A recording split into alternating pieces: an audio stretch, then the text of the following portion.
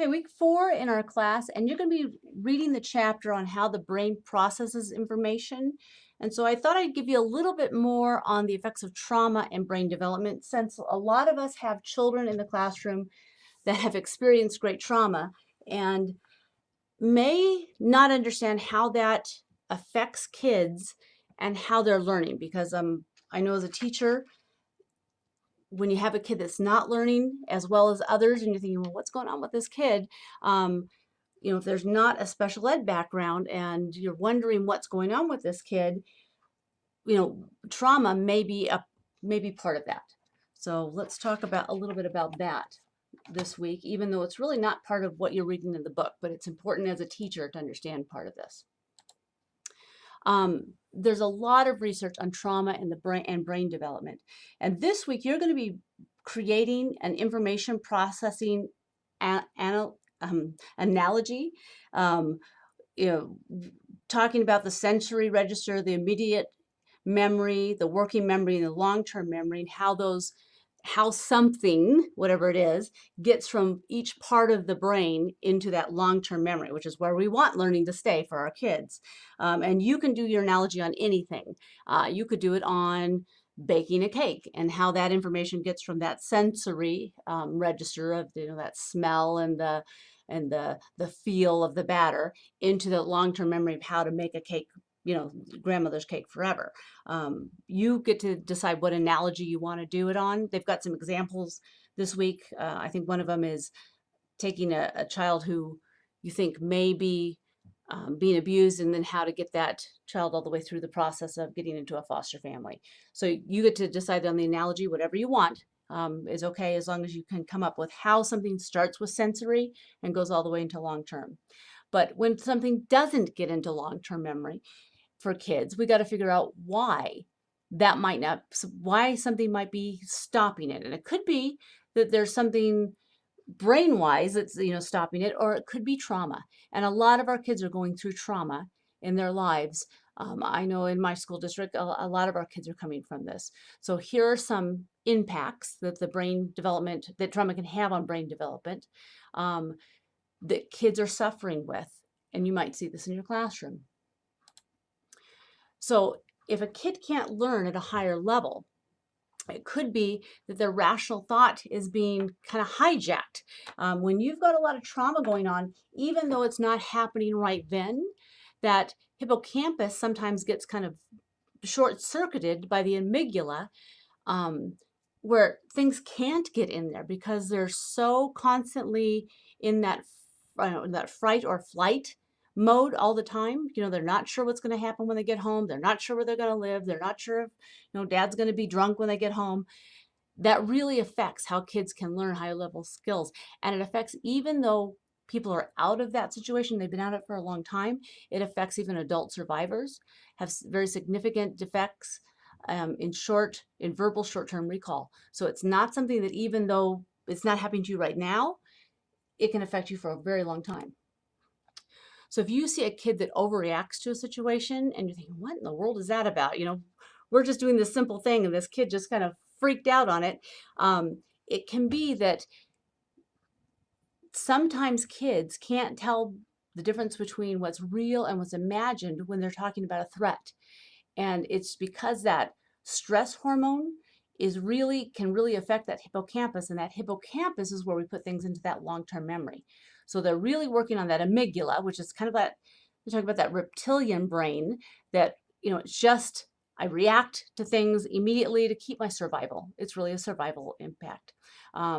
So when that's happening over and over again, that poor declarative memory, and we know that declarative memory helps with speech, and when we know that speech affects how we learn everything else.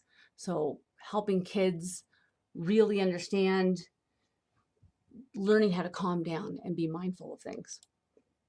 It can also create behavior problems. So it might look like a kid is hyperactive or is impulsive, has sleep problems, or is anxious.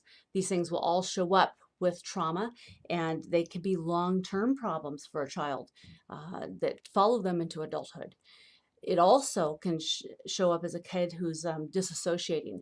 So if you have a child who's going through trauma and it looks like they're daydreaming or they're spacing out, it may be that they're disassociating because when things become very stressful, they just kind of space out on you. And where we thought kids were just daydreaming, it may be something a lot more severe than that. So we need to get them some extra help. We do know with research that girls and women are more likely to develop PTSD than men are. It has something to do with the insular volume in the brain with trauma, and we're not really sure why, but we know that when we measure brains of girls and boys who are not under stress, the brain works very similar. But when we measure the brain under stress with boys and girls, the girls' brains work a little bit differently under stress, and they're more likely to develop PTSD. So it's kind of a new phenomena that we've found out, but something to be aware of. So this is what's really important, and this is kind of new information, that the long-term effects of childhood trauma are long-term, and they could be something that have happened to you when you're 8 or 9 years old. You know, maybe there was somebody that died, or there was a divorce that was very bumpy, or somebody got cancer and it affected how the family, survived, and then they became homeless. It doesn't always have to be something, horrific like sexual abuse or drug abuse of a parent. But, the worse it is, the more likely it's going to follow you into adulthood. And the reason they found this out was they had people that went through gastro bypass surgery, and then they followed them for a while and found out that people who had that surgery and should have been able to keep weight off were gaining weight back. And they thought, well, why is that happening? What's going on with these people? They tracked and found out that people who had been sexually abused were more likely to gain their weight back, and realized that there was something else going on with people. So this is a really important study, this Adverse Child Experience, the ACE study. It talks about long-term impact from childhood trauma. It even goes into, you could have trauma when you're young and it goes to thyroid problems later on, or heart disease later in your life, more likely to have that. If you're interested in that study, you can take that study online. Most people have at least 1 or 2 on that ACE study, but 13% of people have at least a 4 or higher, and puts them at risk. So what are we doing about that risk? Because it's important that we help kids through this. So what can we do to help kids? Instead of just ignoring it or thinking things will get better later for them, as teachers, we need to create safe environments and strong relationships. We already know that, but it's not just good for teaching, it can save somebody's life. When we create those strong relationships with kids, you never know who's on the brink, who may be considering suicide, even with young children, because young children can commit suicide, but building those really strong relationships with them. Teaching social and emotional skills. I know a lot of times we think that kids should just come with that. That's something they should be doing at home. Mom and dad should teach that, but a lot of our kids don't have that. And if we teach them that at school, how to handle stress, how to interact in a group, how to how to be resilient when things don't go your way. There's a lot of research on mindfulness and meditation, especially with kids who have anger issues, and anger issues stem from trauma a lot of times, helping them learn how to calm themselves down. Since we know that increased vocabulary helps you learn, helping kids develop academic and increased vocabulary through accountable talk. So helping them talk through something. And the more we can have them talk instead of us talking to them, the better for our kids. It just helps their brains develop.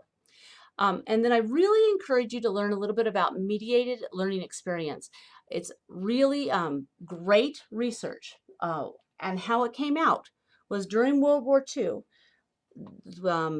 the Jewish people, moved to Israel, and their children, the children that came out of World War II, almost all of them had gone through horrendous trauma, and their kids weren't learning. And they thought, okay, what are we going to do? Because we have a whole country of these traumatized children who are having a horrible time learning.